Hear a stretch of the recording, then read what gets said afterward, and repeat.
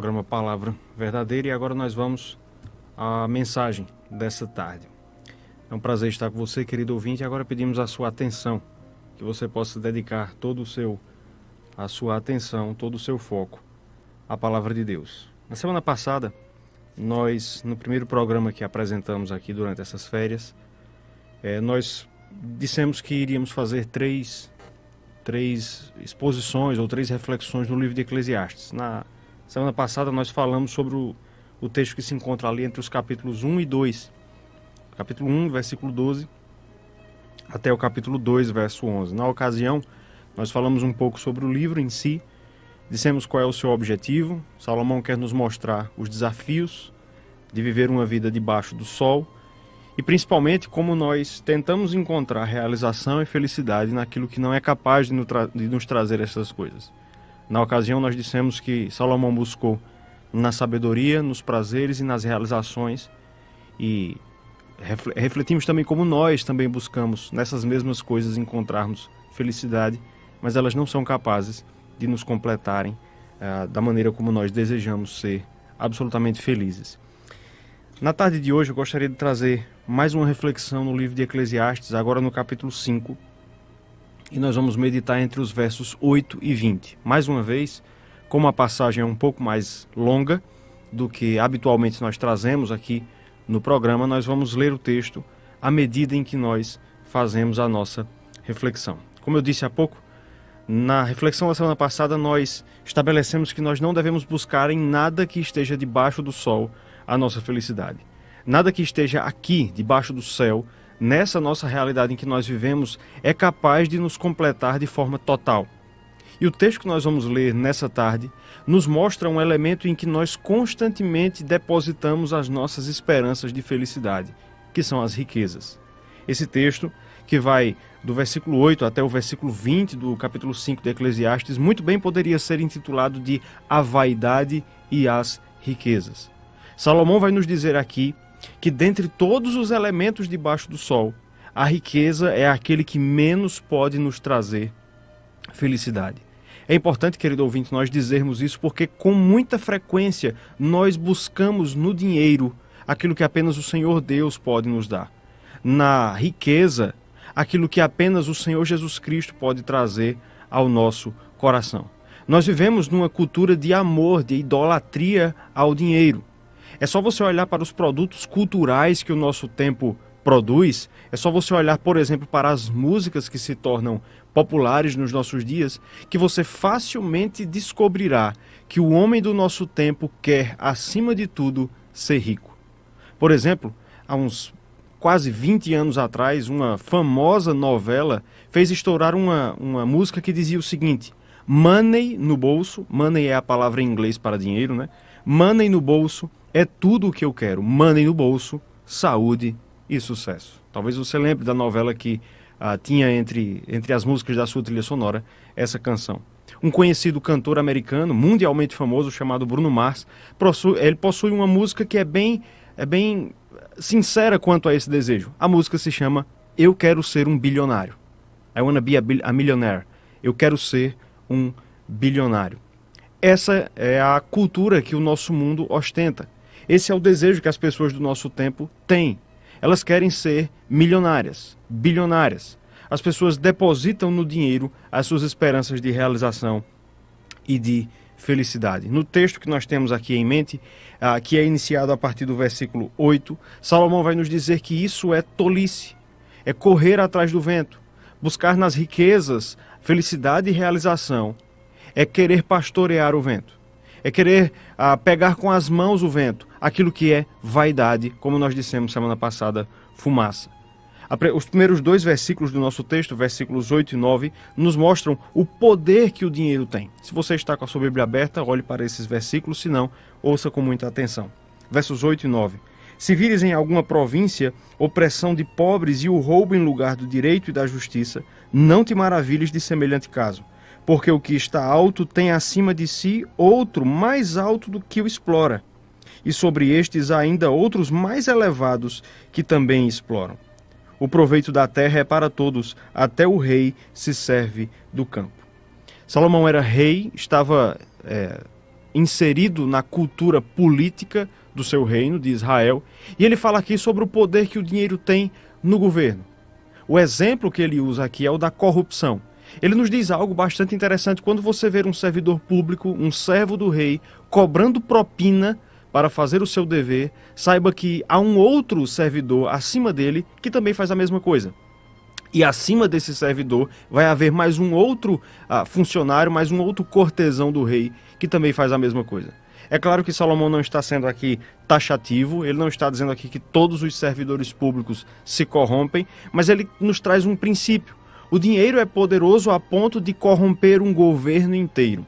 Até mesmo o rei, versículo 9, pelo menos Salomão assume que até mesmo o rei pode se corromper. Nós que somos brasileiros sabemos muito bem disso. Nós sabemos, acompanhando as histórias que o nosso país protagoniza nas últimas décadas, que o dinheiro é capaz de corromper um governo inteiro. Mas isso é apenas um exemplo que Salomão traz aqui. O dinheiro é capaz de muitas coisas. Por dinheiro as pessoas se corrompem. Por dinheiro os servidores públicos prevaricam de seus deveres. Mas também por dinheiro as pessoas se casam. Por dinheiro as pessoas se separam. Por dinheiro as pessoas matam e morrem. Por dinheiro as pessoas têm filhos e também por dinheiro eles deixam de tê-los. O dinheiro, Mamon, como ele é chamado na Escritura, esse falso Deus, é um Deus poderoso. Você deve lembrar daquele programa de televisão que havia nos anos 90 que se chamava Topa Tudo por Dinheiro. Você já parou para pensar nesse título? Topa tudo por dinheiro. Não há pessoas que são assim, que de fato topam tudo, que de fato fazem tudo pelo dinheiro. O dinheiro é um Deus poderoso aqui debaixo do sol. Tanto é que o apóstolo Paulo, em 1 Timóteo capítulo 6, verso 10, vai dizer que é o amor ao dinheiro que é a raiz de todos os males. O dinheiro, o amor ao dinheiro, a avareza, o amor às riquezas é o que financia muitas das desgraças que nós vemos no mundo. Homicídios, carnificinas, genocídios, abortos, roubos, corrupções e tantas outras coisas têm na sua raiz o amor ao dinheiro. E muitas pessoas buscam isso. No entanto, o que Salomão vai nos mostrar nesse texto é que nem tudo, preste atenção nisso, nem tudo são flores para o rico. É interessante que Salomão quer nos convencer aqui a não amarmos a riqueza e a não buscarmos felicidade na riqueza, nos mostrando que, ao contrário do que a própria riqueza propagandeia, ao contrário do que o mundo tenta mostrar, nem tudo são flores para o rico. Riqueza não são apenas vantagens. Não existe apenas o lado doce da riqueza. E Salomão vai nos mostrar aqui que o rico também passa por desventuras aqui debaixo do sol. Nós podemos dar crédito às palavras de Salomão porque ele mesmo era rico. Se você acompanhou a nossa exposição, a nossa reflexão semana passada, você deve se lembrar que Salomão foi o homem mais rico do seu tempo. Ele comprou para si, adquiriu para si bens, palácios, jardins, animais, plantas e tantas outras coisas. Ele era o rei mais poderoso dos seus dias. No entanto, veja o que ele diz no versículo 13. Grave mal vi debaixo do sol, as riquezas que seus donos guardam para o próprio dano. Em geral, nós acreditamos que riquezas só nos trarão vantagens. Mas Salomão diz que, em muitos casos, as riquezas trazem danos. O texto, então, pode ser dividido, e eu procurei fazer isso, em duas partes. Entre os versículos 10 e 13, Salomão vai nos mostrar as desvantagens da riqueza. Ser rico também tem as suas desvantagens. E entre os versículos 14 e 17, Salomão nos mostra a transitoriedade da riqueza, o caráter fugaz, passageiro da riqueza. Olhando então para a primeira parte do texto, versículos 10 a 13, Salomão nos mostra que a riqueza carrega consigo 3 desvantagens. É interessante que isso é muito impopular nos nossos dias. De maneira geral, as pessoas pensam que quanto mais dinheiro, melhor. Mas Salomão contraria essa lógica aqui, nos mostrando que não é bem assim. Às vezes, quanto mais dinheiro, pior. E ele nos dá aqui 3 razões para concluirmos isso. A primeira delas, no versículo 10, quando ele nos diz que a riqueza vicia, mas não satisfaz. Verso 10. Quem ama o dinheiro, jamais dele se farta. E quem ama a abundância, nunca se farta da renda. Também isto é vaidade. Salomão diz aqui que quando nós amamos o dinheiro, nós nunca nos fartamos dele. Nunca vai haver uma medida de riqueza e de dinheiro com a qual nós estaremos satisfeitos. Entendam, o dinheiro satisfaz, as riquezas satisfazem certas necessidades nossas. Nós precisamos beber, matar a nossa sede, então nós compramos água. Nós precisamos de um lugar para dormir, então nós compramos uma casa. Nós precisamos matar a nossa fome, então nós compramos alimentos. Nós precisamos nos proteger do sol, então nós compramos um veículo. As riquezas de fato saciam algumas de nossas necessidades. O problema é que quando nós depositamos nelas as esperanças de que elas satisfaçam todas as nossas necessidades, em outras palavras, que a riqueza nos faça feliz, nós nunca atingimos esse objetivo. Por isso Salomão diz que aquele que é rico sempre quer mais. Quem ama o dinheiro nunca se farta dele, você sempre vai querer mais. Quem ama a abundância nunca vai se fartar da renda. Você tem e você quer mais, e você quer mais, e nunca vai estar bom, nunca vai ser o suficiente. Perguntaram uma vez a John Rockefeller, um magnata muito rico dos Estados Unidos, qual era a medida da riqueza. Qual era o limite máximo da riqueza? Quanto de riqueza seria suficiente para que ele estivesse satisfeito?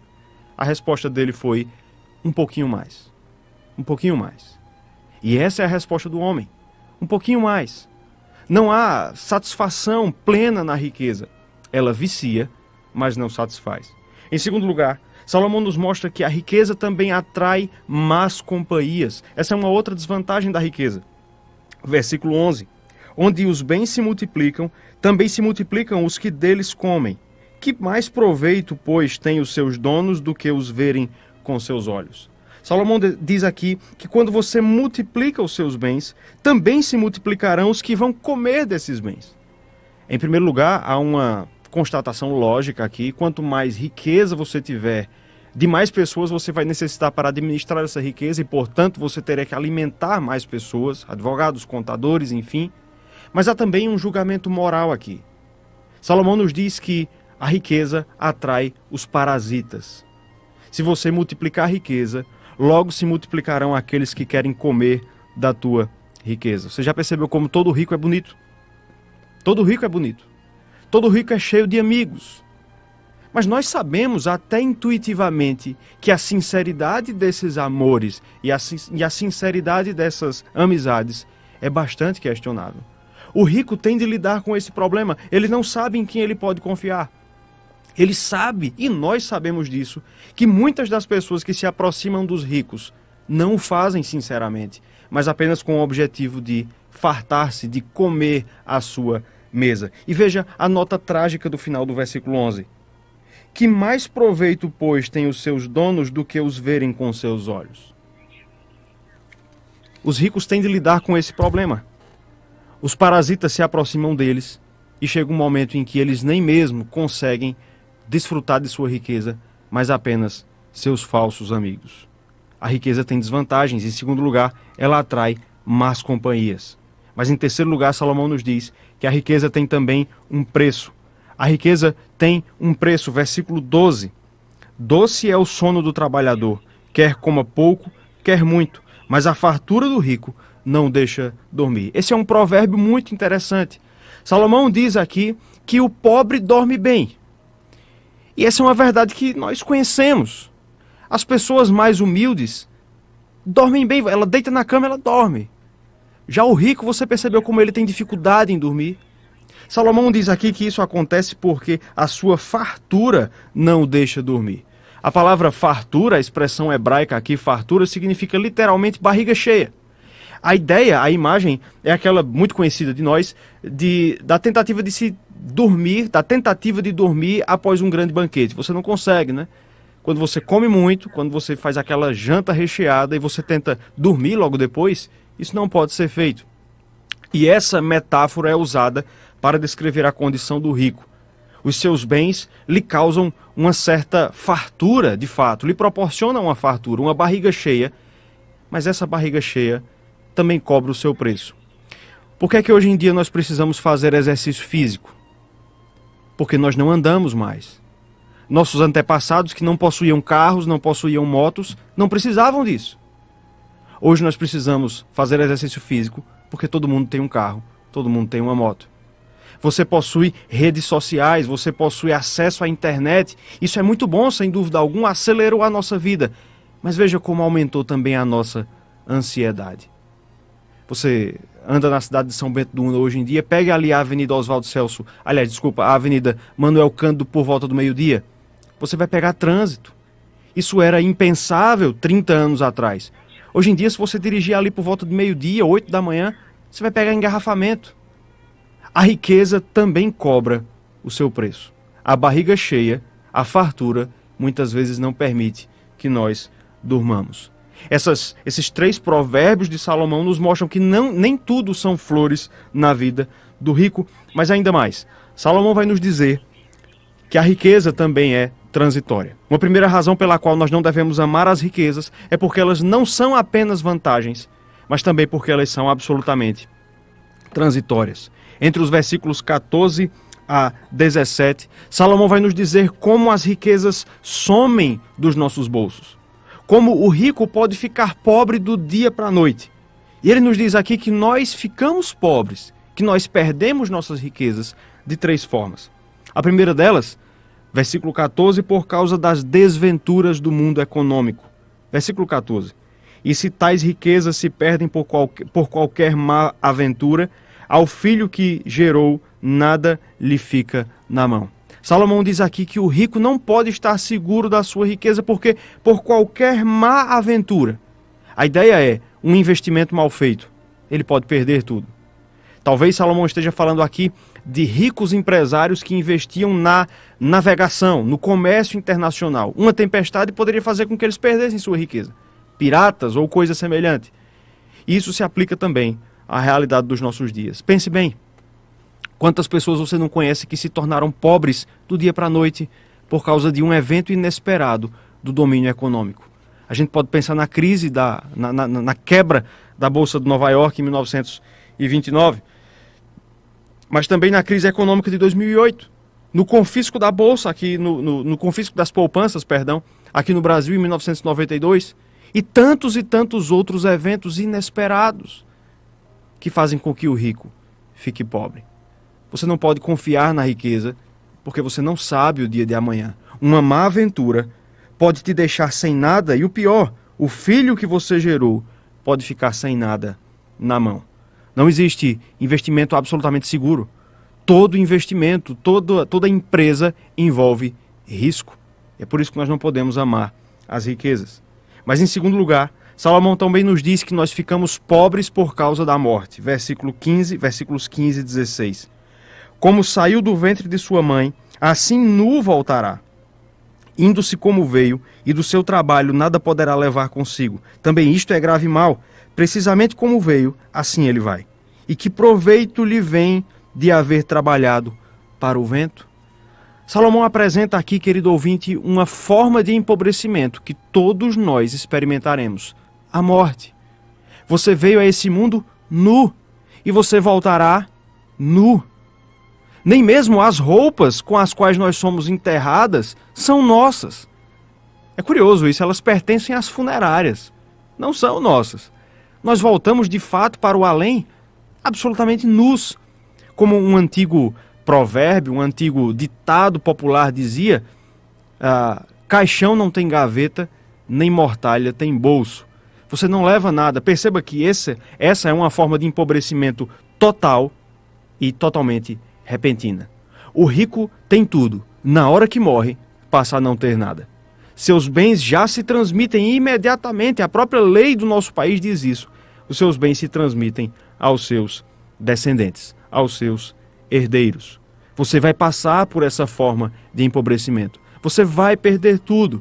Por isso que no versículo 16, Salomão diz que é correr atrás do vento, se fadigar, dedicar força, dedicar tempo, anos preciosos da nossa vida, correndo atrás daquilo que no final das contas nós vamos perder.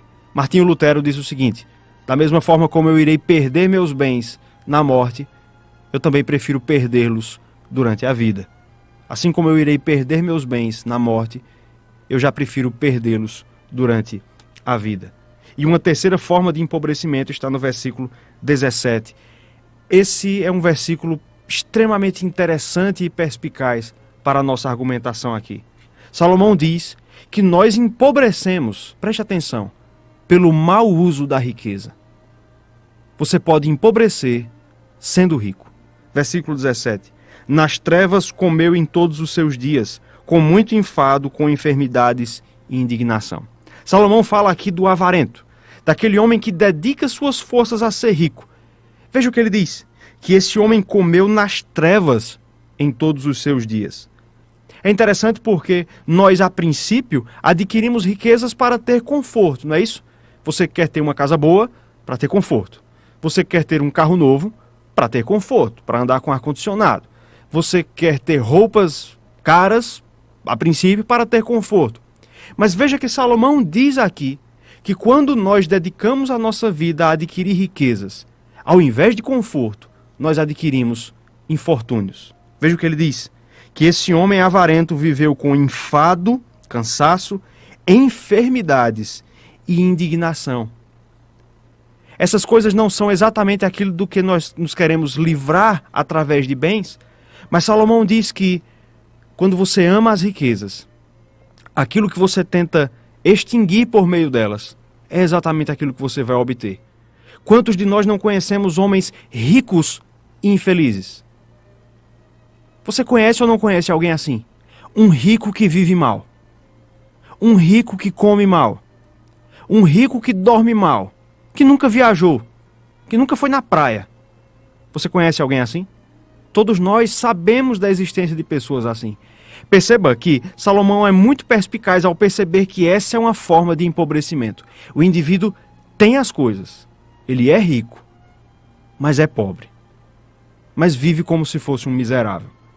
Um comentarista de Eclesiastes chamado Philip Ryken diz o seguinte, abre aspas, a busca ímpia pela riqueza exigirá um preço físico, deixando-o doente. Ele também será uma pessoa muito irritada, um velho homem amargurado. Pois quem já ouviu falar num avarento feliz? Você já viu um avarento feliz? Não existe. Você pode empobrecer usando a sua própria riqueza. Por isso, por essas duas razões, porque as riquezas também trazem sofrimentos e porque elas são fugazes, porque nós ficamos pobres quando nós menos esperamos, é que nós não devemos então amar as riquezas. Como o próprio Salomão diz em Provérbios capítulo 23, versículos 4 e 5, não te fatigues para ser rico, não apliques nisso a tua inteligência, porventura fitarás os olhos naquilo que não é nada, pois certamente a riqueza fará para si asas como a águia que voa pelos céus. Riqueza é como águia, é como uma ave, voa, tem asas, e quando nós menos esperamos, ela voa. Qual é então, queridos ouvintes, a solução que Salomão tem para nós? Como nós podemos sair da vaidade das riquezas? Essa resposta é dada nos 3 últimos versículos do nosso texto, versos 18 a 20. Nos versículos 18 e 19, Salomão vai nos ensinar que nós devemos aceitar aquilo que nós temos. Versos 18 e 19. Eis o que eu vi. Boa e bela coisa é comer e beber e gozar cada um do bem de todo o seu trabalho, com que se afadigou debaixo do sol, durante os poucos dias da vida que Deus lhe deu, porque esta é a sua porção. Quanto ao homem a quem Deus conferiu riquezas e bens e lhe deu poder para deles comer e receber a sua porção e gozar do seu trabalho, isto é dom de Deus. O que Salomão diz aqui é, contente-se com o que você tem. Coma o pão que está na sua mesa. Beba o vinho. Salomão já havia dito isso no capítulo 2, uma expressão muito parecida com essa. Você deve gozar do bem de todo o seu trabalho. Se seu trabalho te rende muito, goze desse muito que Deus te deu. Se ele te rende pouco, aproveite também aquilo que ele rende a você. Se Deus te deu poder para comer e receber a tua porção, goza do teu trabalho, porque isto é dom de Deus. Como o apóstolo Paulo vai dizer mais na frente no Novo Testamento, tendo com o que comer, com o que beber, tendo o que comer, beber e com o que se vestir, estejamos satisfeitos. A ordem de Salomão aqui não é que você seja necessariamente pobre. Ele não diz aqui que você deve se desfazer de seus bens e viver como indigente na rua, mas sim que você deve estar satisfeito com aquilo que tem. Coma o pão que será posto na tua mesa essa noite ainda. Não reclame por aquilo que eventualmente não tem na tua mesa, mas goza diante de Deus com aquilo que Ele te deu, porque, encerrando o texto, versículo 20, Salomão vai nos dizer que é Deus, é o Senhor Deus, quem nos dá felicidade. Versículo 20, porque não se lembrará muito dos dias da sua vida, porquanto Deus lhe enche o coração de alegria. Um comentarista do livro de Eclesiastes diz que a felicidade vem separada. Deus não necessariamente manda felicidade junto com a riqueza. Vem separadamente. Deus dá felicidade e alegria, mesmo àqueles que têm pouco. Perceba que o texto nos diz que nós não nos lembramos dos dias da nossa vida. Quando você aceita com gratidão aquilo que Deus põe na tua mão, você até se esquece da vida. A ideia aqui, obviamente, não é literal, não é que nós adquirimos uma amnésia de fato quanto ao tempo, mas sim, Salomão aponta para o fato de que as dificuldades e até mesmo a pobreza passa a não ser uma fonte de incomodação. Você vive a vida com o muito e também com o pouco, porque Deus enche o nosso coração de alegria. O que nos remete à ideia do Salmo 4, versículo 7, o versículo do dia. Quando o salmista Davi diz que mais alegria Deus pôs no seu coração do que a alegria deles. Ele fala dos ricos, daqueles que têm fartura de cereal e de vinho. Seus inimigos, os inimigos de Davi, tinham riquezas, tinham cereal e tinham vinho. No entanto, Deus deu alegria não a eles, mas a Davi, que nesse contexto vivia com pouco, estava sendo perseguido por seus inimigos e passando privação. No entanto, ele diz: mais alegria me puseste no coração do que a alegria deles, quando lhes há fartura de cereal e de vinho. Você pode ser mais feliz que Bill Gates, o homem mais rico do mundo. Você pode ser mais feliz que os ricos. Você pode ter mais alegria no coração do que aqueles que podem visitar a Europa todos os anos, do que aqueles que podem ir à Disney nesse fim de semana, se quiserem.